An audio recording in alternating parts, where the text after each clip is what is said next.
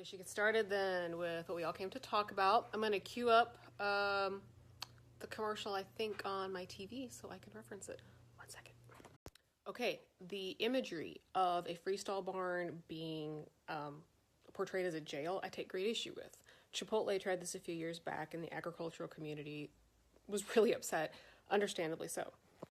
Some of the top producing herds in this country utilize freestall facilities. Typically, they're sand-bedded, and these are designed with maximum cow comfort in mind. Lots of money, lots of research, lots of time has been put into creating these barns. The placement of stalls, the feed bunks, feed delivery, where the waterers are, this is all designed for optimal cow health, but I will talk about that and the placement a little later.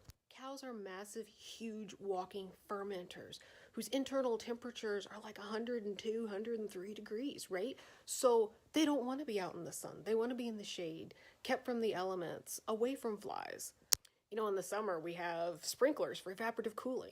We have huge fans that are going almost all year round to provide fresh air for the animals. It's a really comfortable place to be. I love just even standing in a freestall. Additionally, when the cows are in these barns, it's easier to see signs of injury, disease, distress. We can keep a closer eye on the girls. So the feed bunks in these barns enable us to provide a specifically formulated diet for each animal in whatever stage of lactation she is, because the animals are partitioned, based on fresh animals, late lactation, near dry.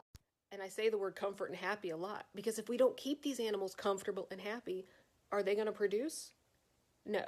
So we lose money, and that's not a good business model, right?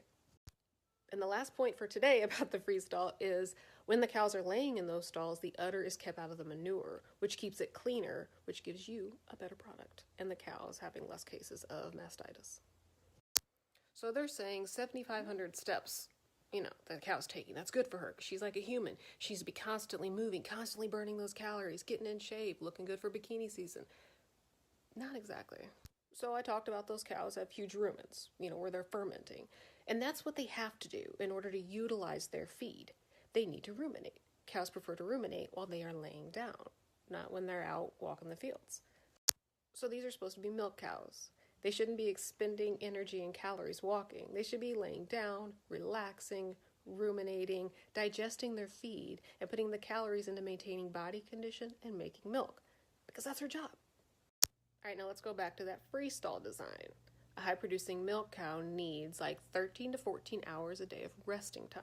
Her stall needs to be close to her feed bunk, which needs to be close to the waterer so she doesn't have to move very far so she can get back and lay down again. There are good research papers out there that talk about a cow has this intrinsic desire to lay down over any other activity that she does throughout the day. She wants to lay down. And these studies show that with increased laying time, you have decreased lameness, higher blood flow to the udder, which means higher productivity, lower healthcare cost, longevity in the herd, greater animal welfare. So you put all this together, you have a comfortable stall, close to a feed bunk containing a specifically formulated diet, adequate water supply, you create a maximally productive animal that has a higher longevity in your herd.